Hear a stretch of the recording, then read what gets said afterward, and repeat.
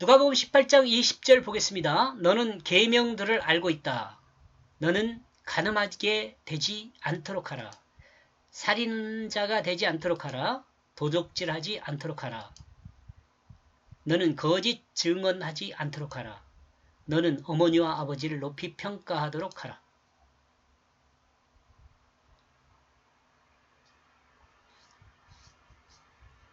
하나님의 말씀을 알고 있는 사람은 하나님의 사람이 어떻게 살아야 할지를 알고 있습니다. 곧 하나님의 말씀을 따라 사는 것입니다. 곧 하나님의 말씀인 율법을 따라 그 율법을 지키면서 사는 것입니다. 하나님의 말씀은 간음하게 되었는데 하나님의 말씀은 간음하게 되었는데 간음하지 않는 것을 말하고 있지 않습니다. 간음하게 되었는데 간음하지 않는 것을 말하고 있지 않습니다. 이보다 더 차원이 높은 요구를 하고 있습니다. 자신의 의지를 가지고 자신의 이성을 가지고 간음할 수 있는 상황을 이겨서 간음하지 말라는 것이 아니라 이거 어려운 이야기인데 어떤 상황이 와도 간음하지 않도록 되도록 자신을 미리 준비하라는 것입니다. 이거 이해할 수 있었으면 좋겠습니다. 하나님의 말씀은 간음하게 되었는데 간음하지 않는 것을 말하는지 않습니다. 이보다 더 차원 높은 요구인데요. 자신의 의지를 가지고 자신의 이성을 가지고 간음할 수 있는 상황을 이겨내서 간음하지 말라는 것이 아니라 어떤 상황이 와도 간음하지 않게 되도록 자신을 미리 준비하라는 것입니다.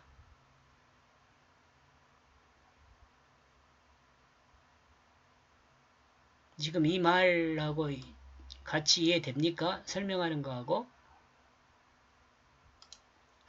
이와 같이 미리 준비하는 방법은 한 가지 방법밖에 없습니다. 하나님 말씀을 늘 묵상하고 하나님의 말씀 안에서 사는 것입니다. 곧 주님과 동행하는 것입니다.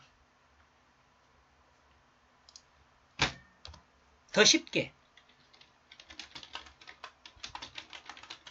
말하면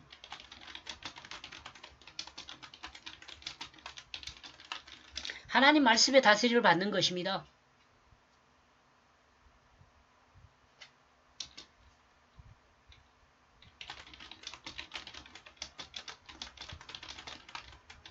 하나님 말씀이 주가 되는 거죠.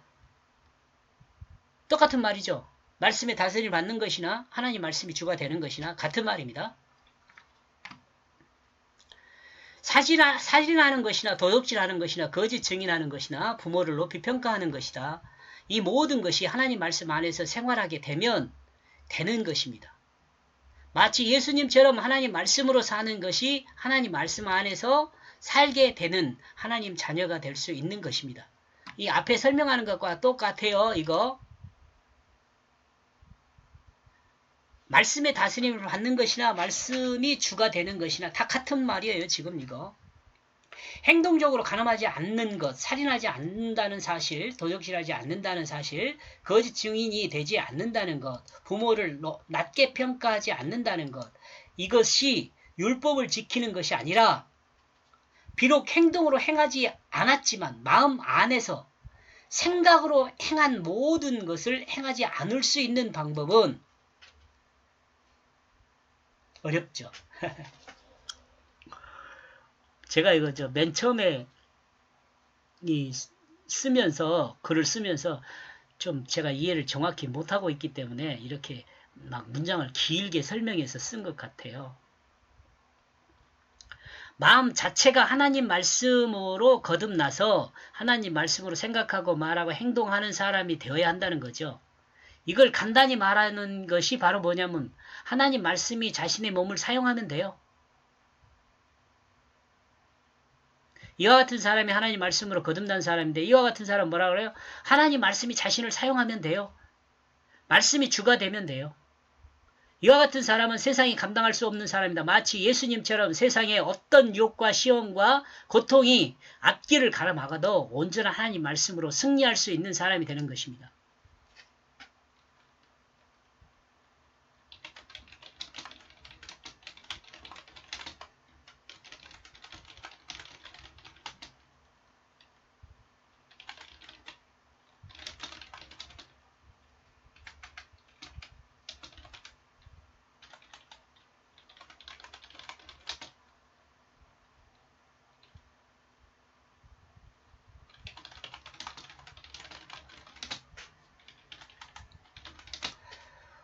그 율법을 지키는 것은 자신의 의지를 통해서 하는 거거든요. 근데 지금 여기 그 신약 성경에서 그 특징은 뭐냐면 아예 마음을 바꿔버리는 거예요. 마음이 바꿔버리는 거. 그러니까 복음서 사복음서가 가장 강조해서 설명하는 것이 뭐냐면은 마음을 바꾸는 작업이에요. 마음을 바꾸는 작업. 그 마음을 바꾼다는 것이 뭐냐 그러면 자기 중심으로 살던 사람을 하나님 말씀 중심으로 그 마음을 바꿔버린 거예요. 그러면 이와 같이 바뀐 사람은 어떤 사람이냐면 하나님 말씀이 마음의 중심을 차지해서 그 사람이 하나님 말씀이 그 사람의 육체를 사용하게 되는 거예요.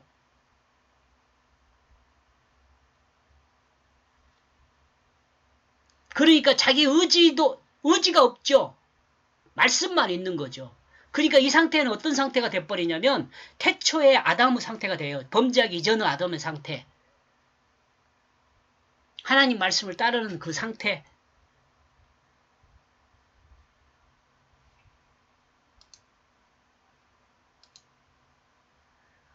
옛날의 신학은 여기까지 도달하지 못했어요. 그러나 지금 이 김승호라는 사람이 신학을 여기까지 끌어올리고 싶은 마음이 있어요. 성경이 이렇게 이야기하고 있기 때문에 그렇습니다.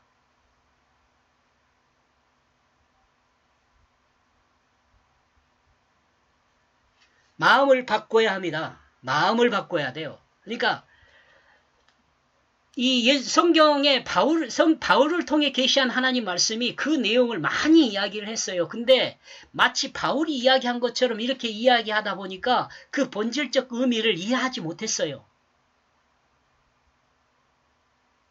나중에 이제 이 누가복음 암문이 끝나면 제가 이제 누가복음 다음에 쓰는 것이 이제 누가가 복음을 쓴 내용을 이제 사도행전으로 이어지잖아요. 사도행전을 한번 가볼까 그런 생각을 하고 있는데 신약 성경은 다 이렇게 만들어 놨으니까 여러분에게도 유익하고 그럴 건데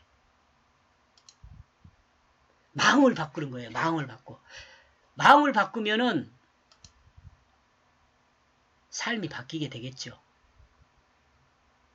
왜냐하면 하나님 말씀이 우리를 사용하니까. 여기까지 보겠습니다. 고맙습니다.